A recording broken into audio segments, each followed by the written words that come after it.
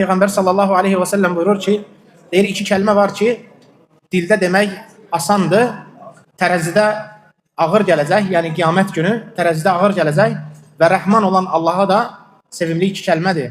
Subhanallahi və bihamdihi, subhanallahil azim. Ümumiyyətlə qardaşlar, zikir yəni dilə asan olan bir ibadətdir. Yəni ancaq bir çox insanlar bundan qafil qalır. Niyə? Çünki nəfsə ağır gəlir. Yəni o qədər günah eləyirik ki, yəni bundan məhrum oluruq. Hətta məsələn, səhər zikirlərində 100 dəfə olan zikirləri deməyə belə çətinlik çəkirik. Halbuki, yəni, səhər zikirlərinin hamısı bir yerdə yarım saat vaxt almır.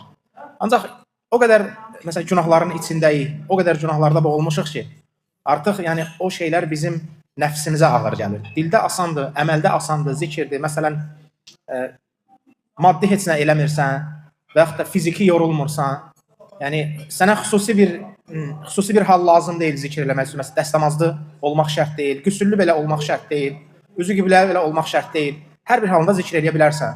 Oturan yerdə də, uzanan yerdə də, gəzən yerdə də, duran yerdə də.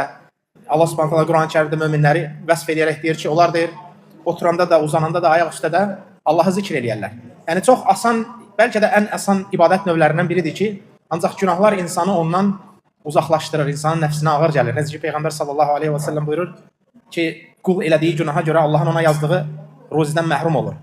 Şeyxülislam rahimehullah deyir ki, bir günah bir neməti aparır. Yəni bir günah bir nemətə bərabərdir.